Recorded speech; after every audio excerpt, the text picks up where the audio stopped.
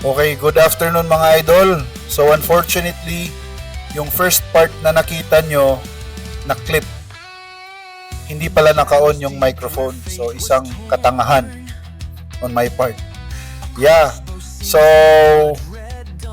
in this video, ito pala yung spot ko na for farming temporal piece and at the same time gaining experience. So as you can see, nasa clip naman yung na-gain ko na experience. And towards the end of the time dito sa dungeon, umabot pa tayo ng 18,479 and I think aabot pa siya ng 18,600.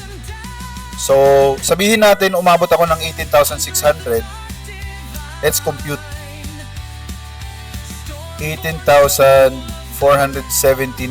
minus 15,456.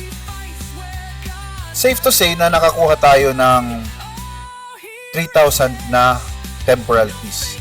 That's not bad na for me.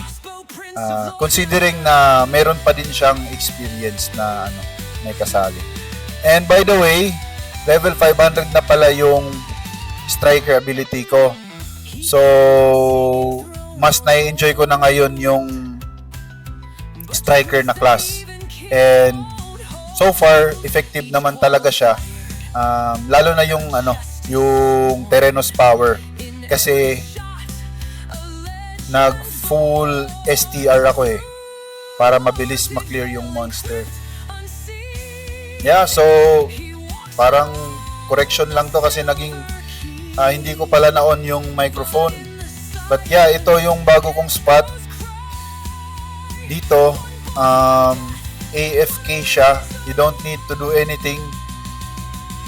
Subukan nyo kung mag-work sa inyo. And if meron kayong spot na better, then feel free to share it.